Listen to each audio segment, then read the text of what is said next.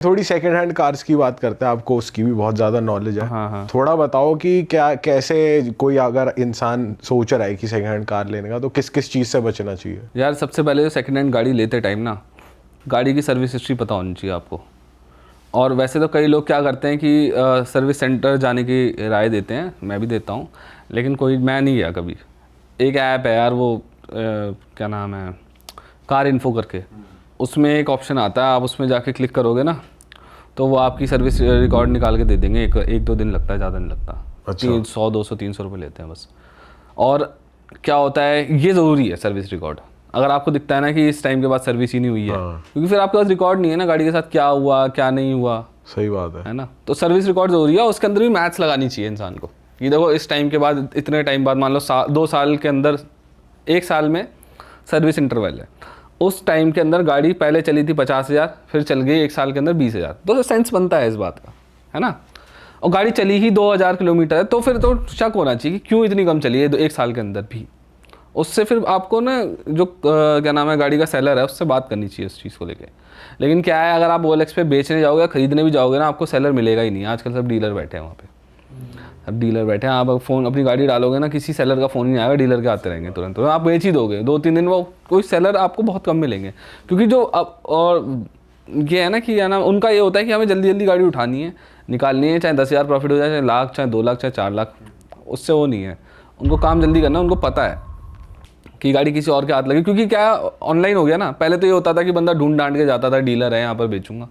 अब तो वही मार्केट हो गई, सबके लिए एक ही हो गई सब। और क्या क्या स्कैम्स वैम्स होते हैं भाई लोगों के? स्कैम तो बहुत होते हैं। मैंने तो ऐसा भी देखा, कटी हुई गाड़ी बेच दी किसी को। कटी हुई? हाँ, गाड़ी ठुकी है कहीं पे, वो दोनों तो आगे वाला हिस्सा सही है, पीछे वाला हुआ है, तो पीछे वाली गाड़ी उठाई, मायापुरी से उठा के जोड़ के बेच दी। बहुत रेयर है। मैं बताऊँ एक चीज़ क्या होता है, ये जो अनअवेयर कस्टमर्स होते हैं ना, उनके साथ होता है। आप ऐसे क्या नाम है, फ़ोन लेने नहीं जा रहे हो आईफोन की, मेरे को पता है ये सालों साल ऐसे ही चलता है, वो वाली चीज़ नहीं होती है गाड़ियों के अंदर। नई गाड़ी भी लेने जाओ चाहे पुरानी लेने जाओ, बहुत अवेयरनेस होनी चाहिए। फिर बहुत सारे तरीके होते हैं गाड़ी को चेक करने के लिए। बोनेट चेक करो उठा के, है ना। उसमें भी क्या है कि अगर उसमें भी ये होता है कि जैसे आपके जो कांच है, आगे का ग्लास है, उसमें नंबर लिखे होते हैं, कोड होते हैं। 4-5 ग्लास के अंदर कोड चेक कर लो, सेम है कि नहीं है। आप भी देखना अपनी गाड़ी में, बॉटम लेफ्ट में कहीं ना कोड से लिखा होता है, चेक करना सब में सेम है। अगर खासकर जो स्पेशली जो विंड स्क्रीन का कोड होता है ना, वो चेंज हो जाता है। क्योंकि कई बार क्या होता है, सामने ही होती है, कभी कुछ पत्थर लग गया या फिर स्क्रैच आ गए, किसी ने सफाई करने वाले ज़्यादा घिस दिया, कुछ भी हो सकता है, तो अक्सर उसको बदलवा लेते हैं लोग। लेकिन अगर साइड के बदलवाए हुए हैं तो शक होना चाहिए फिर आपको, साइड के क्यों बदलवाएगा कोई, है ना। ऐसे टूटते नहीं है साइड के, जब तक कोई मारे ना, एक्सीडेंट ना हो, तब तक नहीं। सही बात है। तो फिर वहाँ पे क्वेश्चन रेज करना पड़ेगा आपको। गाड़ी के अंडर बॉडी बहुत ज़रूरी है देखना। गाड़ियाँ इंडिया में कई इलाके ऐसे, गुड़गांव में देखा होगा, पानी भर जाता है वहाँ, गाड़ियाँ गल रही हैं अंदर से।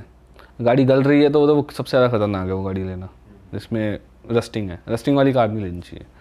इंजन के लिए बहुत सारे तरीके होते हैं। इंजन में ऐसे ब्लो बैक देखना पड़ता है डीजल गाड़ियों में, वो उठा के ना, तो उसमें अगर धुआं पीछे आ रहा है तो खतरनाक है। और बाकी अगर आप देखोगे कि क्या नाम है, गाड़ी की जो टेस्ट ड्राइव है कम से कम 15-20 मिनट एटलीस्ट इतनी तो ले लो। उसको बोलो, वो बोलेगा नहीं इतनी कौन देता, बोलो मैं पेट्रोल भरा रहा हूँ, मैं कर रहा हूँ, है ना, ये करो। और फिर पेंट का बहुत ज़्यादा इशू रहता है, गाड़ी की पेंट की क्वालिटी वो क्या है क्या नहीं है। तो मैं ये बोलूँगा, कई लोग पेंट दोबारा करा लेते हैं अपनी गाड़ियों को। तो अगर तो उसने पेंट कराया है, अच्छा कराया है, बुरा कराया है, ठीक है, 2 रीज़न होते हैं जहाँ पर आपको अवेयर होना चाहिए। एक तो जंग, अगर किसी गाड़ी में वो लगी है, क्या नाम है, रस्ट है, उसकी वजह से खतरा है। दूसरा, अगर उसने इसलिए कराया क्योंकि उसकी गाड़ी एक्सीडेंटल थी, तो खतरा है। तो एक्सीडेंटल मैंने बताया, कुछ ना कुछ टेढ़ा मेढ़ा मिल ही जाएगा। जब आप बोनेट खोलोगे ना, अलाइनमेंट ठीक नहीं मिलेगी, है ना, उस तरीके से पता लग जाएगा। तो ये चीज़ के बारे में आपको अवेयर होना पड़ेगा सेकंड हैंड गाड़ी लेते टाइम। अगर कोई लग्जरी ले रहा है, लग्जरी कार्स में तो और ज़्यादा देखना पड़ता है। लग्जरी कार्स में तो ऐसी ऐसी चीज़ें देखनी पड़ेंगी आपको, क्योंकि क्या है कि मास मार्केट गाड़ी का तो ये होता है कि चलो आपको नए पार्ट नहीं मिले, मायापुरी से ले लिए, मास मार्केट गाड़ी को मिल ही जाते हैं। मैन्युफैक्चरर्स बहुत हैं, एक तो OEM ही होता है जो बनाता है, फिर थर्ड पार्टी मैन्युफैक्चरर्स भी बहुत होते हैं, है ना। मान लो आपके पास क्रेटा है, तो क्रेटा की लाइट सिर्फ हुंडई नहीं बना रही, बहुत लोग बना रहे हैं क्रेटा की लाइट, बहुत कंपनीज बना रही हैं किसी। और उन कंपनीज में भी ऐसा है कि किसी की क्वालिटी ख़राब है और किसी की बहुत अच्छी। बट ये लीगल है या इलीगल है किसी और गाड़ी की पार्ट्स बना। अगर OEM स्पेसिफिकेशन के पार्ट हैं तो कोई भी कंपनी किसी के लिए भी पार्ट बना सकती है, ऐसा कोई रूल नहीं है। अच्छा, अगर तुम उसके अंदर अतरंगी काम कर रहे हो, जैसे बन के आई थी वैसे ही मैच कर रही है, चाहे उसका क्योंकि क्या होता है, कार ब्रांड्स भी खुद नहीं बनाते, इनके Tier 1 Tier 2 सप्लायर्स होते हैं। Tier 1 सप्लायर होता है जो मॉड्यूल बनाता है, Tier 2 सप्लायर होता है जो मॉड्यूल के एक एक पार्ट बना रहा होता है ना। मान लो मोटर है, उसके अंदर वाइंडिंग होनी है तो वाइंड कोई बना के दे रहा है, Tier 2 हो गया। फिर पूरी की पूरी मोटर आपको एक Tier 1 सप्लायर दे रहा है, फिर कंपनी के पास आ रहा है, फिर वो लग रहा है आपकी गाड़ी के अंदर। तो कंपनीज बहुत कम काम करती हैं, और इंजन की ज़्यादातर इंजन ब्लॉक डिज़ाइनिंग, मार्केटिंग, अपनी गाड़ी की डिज़ाइनिंग हो गई, मैन्युफैक्चर, फिर टेस्टिंग हो गई, इंजन बनाना हो गया, इस तरीके काम। लेकिन अगर लाइट से लेकर ग्लास से लेकर बहुत सारी चीज़ें होती हैं, किसी ना किसी को दे देते हैं कि तुम बना के हमें दो।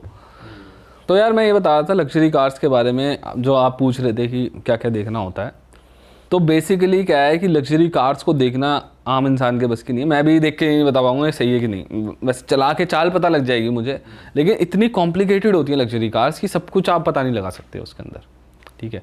तो उसके लिए क्या है, आप सबसे पहले जिस सेलर से ले रहे हो ना गाड़ी, वो ट्रस्टेड होना चाहिए, ठीक है। कुछ कंपनीज ऐसी भी हैं जो आपको नई कार्स के लिए प्रोवाइड कराती हैं, वो होती है क्या नाम है, PDI वाली कंपनीज होती हैं, उनकी हेल्प ले सकते हो। कई ना लग्जरी कार्स वाले मैकेनिक्स हैं, क्या है वो पहले BMW, ऑडी, मर्सिडीज़ वगैरह में काम करके अपनी अपनी गराजेस खोल ली हैं उन्होंने, ठीक है। उनकी हेल्प लो, उनको ले जाओ, उनका कोई बंदा चले जाएगा, प्री इंस्पेक्शन करो, ये है। बट भाई लग्जरी कार्स वैसे सेकंड हैंड लेना प्रॉफिटेबल या फिर वर्थ इट होता है? क्योंकि जैसे अगर कोई, जैसे हम देख रहे थे एक बार GLE 1.25 की है, वो 1.30 की जितने की भी आती है, सेकंड हैंड दिख रही थी 26 लाख की। इतना फर्क, चलो ये 7-8 साल तो वो वर्थ इट रहता है, लोग खरीदते कितना, हैं। कौन सा मॉडल था? 17-18 था वो, बहुत से पुराना मॉडल है 2-3 साल ही बचे थे उसके। तो ये वर्थ इट होता है ऐसी तो गाड़ी हाँ, खरीदना? मैं एक चीज़ बताता हूँ, इसमें ना कोशिश यही करनी चाहिए कि 4-5 साल पुरानी गाड़ी हो तो समझ में आता है ना। 6 साल पुरानी हो जाए। ज़्यादा पुरानी जो लग्जरी कार्स होती हैं उनमें दिक्कत ये आती है कि लग्जरी कार्स में इतने सारे कंपोनेंट्स होते हैं, कॉम्प्लेक्सिटी ज़्यादा होती है। वो इसलिए है ना मारुति की रीसेल नहीं गिरती, क्यों नहीं गिरती? कॉम्प्लेक्स ही नहीं है गाड़ी, कुछ है ही नहीं ज़्यादा। ख़राब क्या होगा, जितनी ज़्यादा चीज़ें होंगी उतनी ज़्यादा ख़राब होने के डर हो, वो होगी।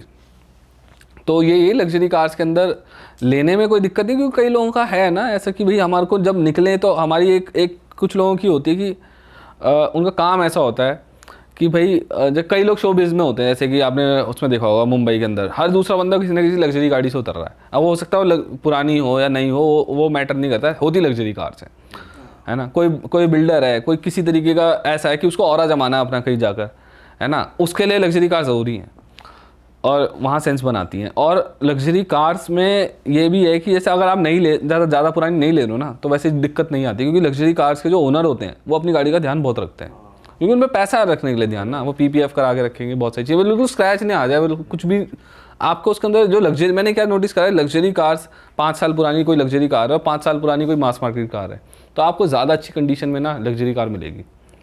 तो ये है। और सेकंड हैंड गाड़ियों में ये भी बहुत ट्रेंड आया था कि लोग 2 सीटर स्पोर्ट्स कार्स ले रहे थे बीच में भी, तो ये मैं देखो, अगर कोई पैशनेट है गाड़ी में, जैसे मैं पर्सनली M340i लेना चाहता हूँ, अगली गाड़ी जो मैं कोशिश करूँगा अब लग्जरी कार की तरफ जाऊँ, ठीक है। तो चाहे मेरे को थोड़ा रुकना पड़े, लेकिन मैं वही लूँगा। मैं इसलिए ले रहा क्योंकि मेरे को दिखाना है कि मैंने लग्जरी कार ले ली है, लेकिन मेरा पैशन है, मेरे को गाड़ी तेज़ चलने वाली गाड़ियाँ चाहिए, मेरे को वही पसंद आती हैं। अरे वाह, आपने ये वीडियो यहाँ तक देख ली भाई, तुमने हमारी मेहनत सफल कर दिया। तुम ही लोग हो असली रियल हिट। और अगर आपको बहुत मजा आ रहा है ऐसी क्लिप्स में, ऐसी वीडियोस में, तो फटाफट जाइए प्लेलिस्ट पे बिंज वॉच कीजिए, सारी वीडियोस देख डालो और मौज काटो। That is it. हम मिलेंगे नए पॉडकास्ट में, नए क्लिप में। Till then bye bye, see you, take care, do subscribe.